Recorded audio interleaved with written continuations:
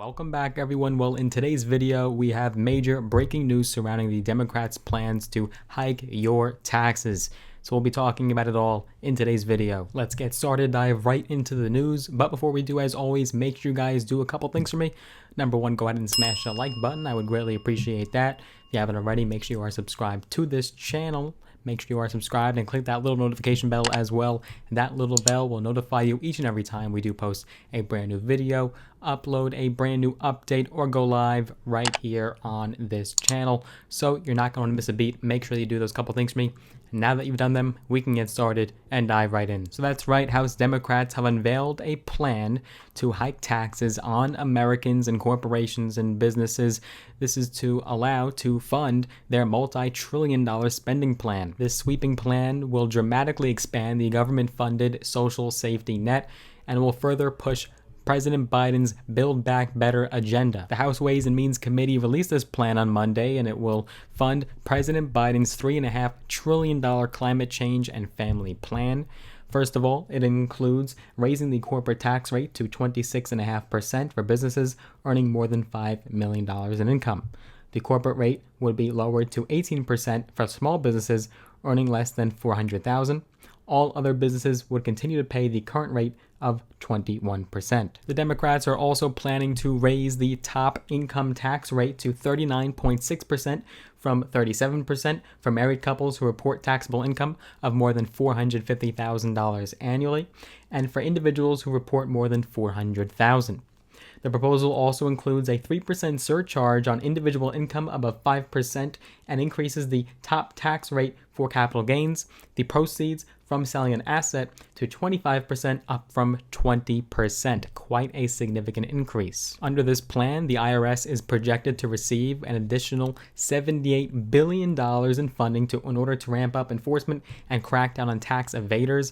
President Biden had previously called some months ago that he's looking to crack down on fraudulent tax filers and people that evade taxes, and this would fund that effort.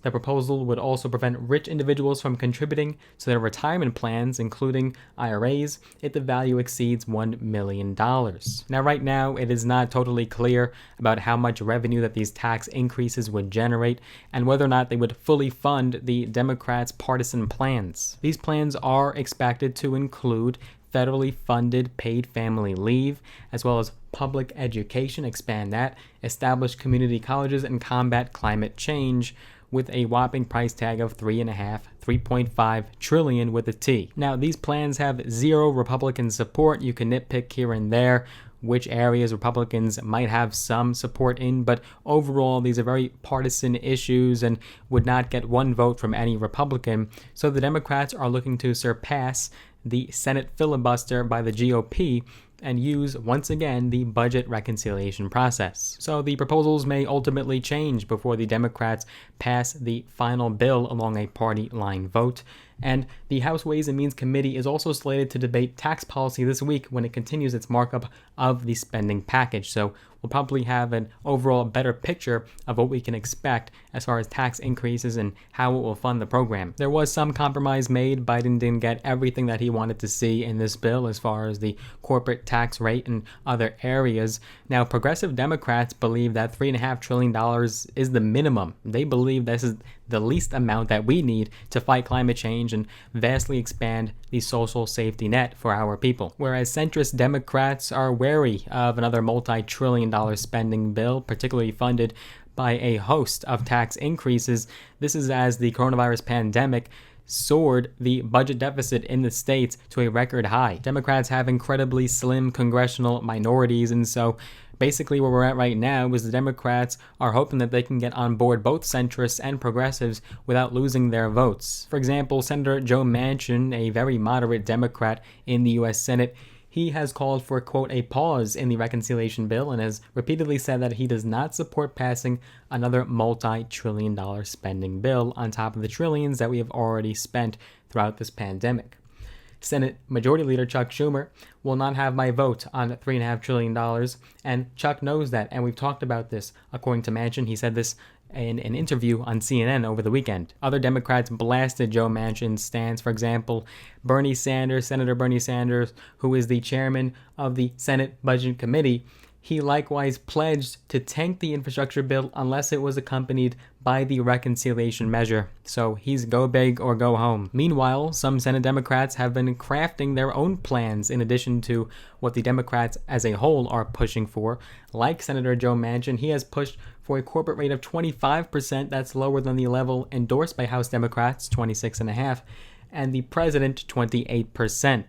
So perhaps some compromise could be made in order to get Joe Manchin's vote. But at the same time, you're also going to make progressive Democrats very angry about this as they are pushing for a corporate tax hike. Now, President Biden has vowed on the campaign trail and as president to not raise taxes on any individual in this country that makes less than $400,000 a year. However, the fear is that this could trickle down from businesses to individuals and small businesses, and ultimately, the little guy could end up paying the price for this and feel the effects as a trickle-down impact. Now, this is not surprising. We knew Democrats were going to have to find a way to fund their multi-trillion-dollar agendas by particularly raising taxes on America. And so here it is, we have it now, and this might also hurt the Democrats in the midterms come 2022. If the little guy ends up feeling some effect from this, this could definitely hurt the Democrats' chances in 2022. Even if that doesn't happen, what's still going to happen is you're going to piss off a lot of Republicans and conservatives for Democrats using the budget reconciliation process once again to pass their agenda with zero bipartisan support.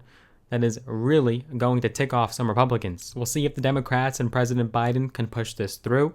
The Democrats are laser focused on this issue. They're not concerned about anything else. They want to get this budget passed. They want to see Biden's plans and vision get passed. And so that's what Congress is right now laser solely focused on. We'll see if they can get it done. Do you think they can get it done? Let us know down below in the comments. In the comments section, I'm curious to hear your thoughts. What are your thoughts on these proposals? Are you in favor of them? Are you opposed to them? Do you believe it's finally time to raise taxes on corporations and the wealthy? Or do you believe that this is too liberal of an effort and we have to tone it down a bit? I'm curious to hear. Let me know down below. More updates will follow suit. I hope you enjoyed this video. If you want to see more videos just like it, as always, give this video a big thumbs up. Smash the like button. I would greatly appreciate that. Make sure you are subscribed to this channel. Next cash giveaway will be at 20,000 subscribers. So you want to be subscribed to be entered in that giveaway. As always, notifications, make sure that those are turned on too. And also make sure you use those links down below in the description of this video when you sign up with Robinhood and or Webull. They get some free stocks with those brokerage platforms. Some of those stocks can be valued up to thousands of dollars. Let me know what stocks you do get. Also, if you want to connect with me outside of YouTube, I'm on Instagram at Logan Kohn, LOGANKOHN, right there on your screen. Hope you enjoyed this video. I look forward to seeing you guys in the next one.